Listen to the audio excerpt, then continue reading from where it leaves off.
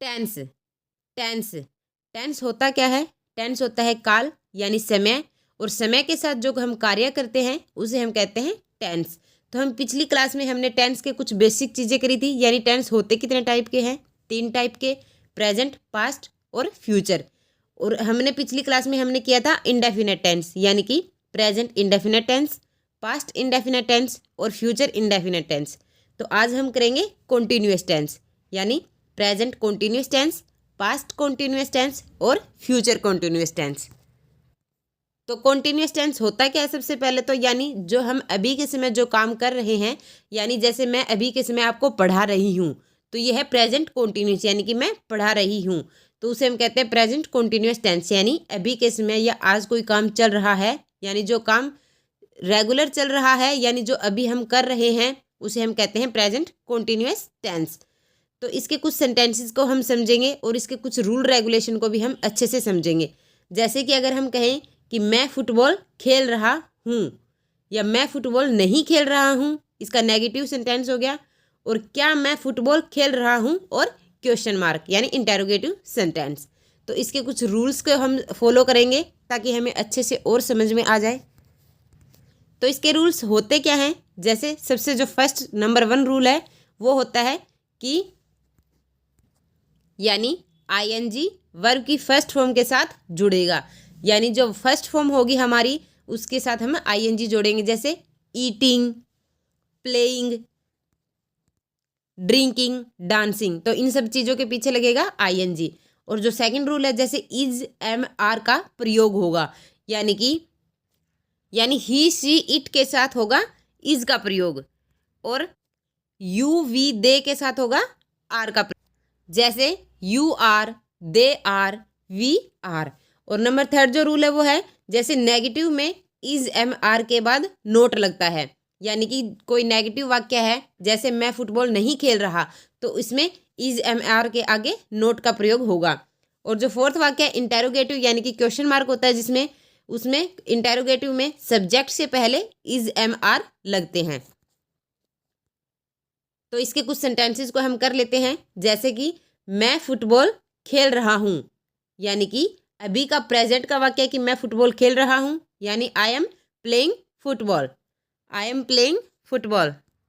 जैसे आई है वो है ऑब्जेक्ट, फुटबॉल है वो है आई है वो है सब्जेक्ट, और फुटबॉल जो है वो है ऑब्जेक्ट, और प्ले है यानी कि वर्ब, तो इसके साथ आईएनजी का प्रयोग हो गया। जैसे मैं फुटबॉल नहीं खेल रहा हूँ, यानी इसमें नहीं नोट का प्रयोग हो रहा है।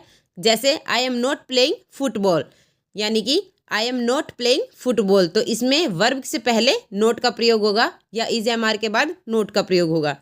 और 3rd जो वाक्य है, यानी क्या मैं फुटबॉल खेल रहा हूँ और क्वेश्चन मार्क, यानी कि इसमें जो हमारी वर्ब होगी या सब्जेक्ट होगा उसके आगे लगेगा एम, यानी हमारे सब्जेक्ट से पहले इज एम आर लगेगा। तो अब बारी आती है पास्ट कॉन्टिन्यूअस टेंस की, यानी पास्ट कॉन्टिन्यूअस टेंस यानी कि जो जा चुका है, यानी कल कोई काम चल रहा था, यानी जो जा चुके समय में जो हमने काम किया है वो होता है हमारा पास्ट कॉन्टिन्यूअस टेंस। इसके भी कुछ उदाहरण ले लेते हैं। जैसे मैं फुटबॉल खेल रहा था, या फिर मैं फुटबॉल नहीं खेल रहा था, यानी नोट का वाक्य आ गया। या फिर क्या मैं फुटबॉल खेल रहा था, यानी कि इंटेरोगेटिव क्वेश्चन मार्क का। तो इसके भी कुछ रूल रेगुलेशन को हम सीख लेते हैं, समझ लेते हैं, ताकि हमें अच्छे से पास्ट कॉन्टिन्यूअस टेंस भी समझ में आ जाए। तो इसका रूल है, जो सबसे फर्स्ट रूल है वो है, यानी वर्ब की फर्स्ट फॉर्म के आगे आईएनजी लगेगा, यानी ये तो लगेगा ही लगेगा, वर्ब की फर्स्ट फॉर्म होगी तो उसमें आईएनजी लगेगा ही लगेगा। और सेकंड है कि सिंगुलर के साथ वाज और प्लूरल के साथ वर का प्रयोग होगा, यानी इसमें वाज और वर का प्रयोग होगा। और 3rd है, जैसे नेगेटिव में वाज वर के बाद नोट लगेगा, यानी कि जो सिंगुलर में जो हमारा वाज प्लूरल के साथ और वर होगा, यानी कि सिंगुलर के साथ वाज और प्लूरल के साथ वर है, और नेगेटिव में उन दोनों के आगे इन दोनों के बाद नोट लगेगा।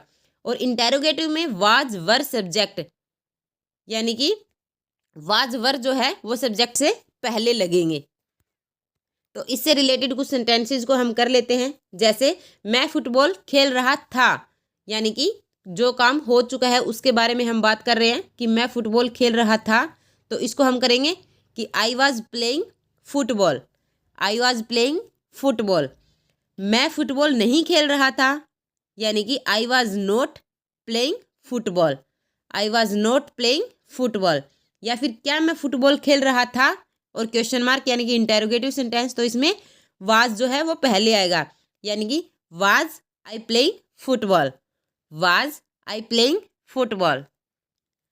अब बारी आती है फ्यूचर कॉन्टिन्यूअस टेंस की, यानी कि कोई काम हो रहा होगा, यानी कि ये भविष्य की बात होती है, या हम सोचते हैं कि ये काम हो रहा होगा या फिर ये काम होएगा, जैसे कि आने वाले कल की जो बात हो रही होती है उसे हम कहते हैं फ्यूचर कॉन्टिन्यूअस टेंस। तो इसके रूल रेगुलेशन को हम समझ लेते हैं।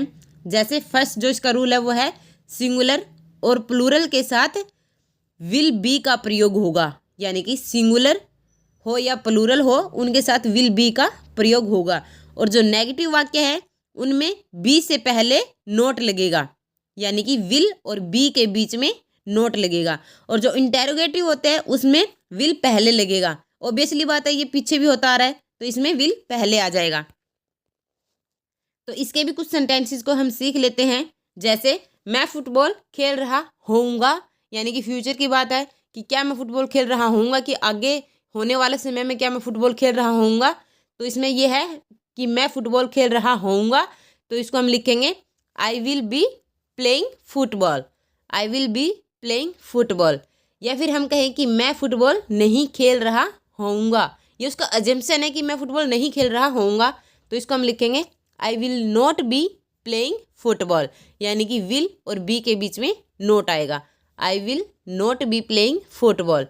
और थर्ड है कि क्या मैं फुटबॉल खेल रहा होऊंगा और क्वेश्चन मार्क यानी इंटेरोगेटिव सेंटेंस, तो इसको हम लिखेंगे विल इसमें पहले आ जाएगा, यानी कि सब्जेक्ट से विल पहले आएगा, यानी will I be playing football.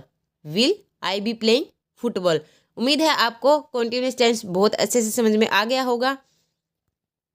Channel को लाइक शेयर सब्सक्राइब करना बिल्कुल मत भूलिएगा। और अपनी इंग्लिश को और ज़्यादा बेहतर बनाने के लिए चैनल के होम पेज पर हज़ारों वीडियो है जिन्हें जाकर आप देख सकते हैं।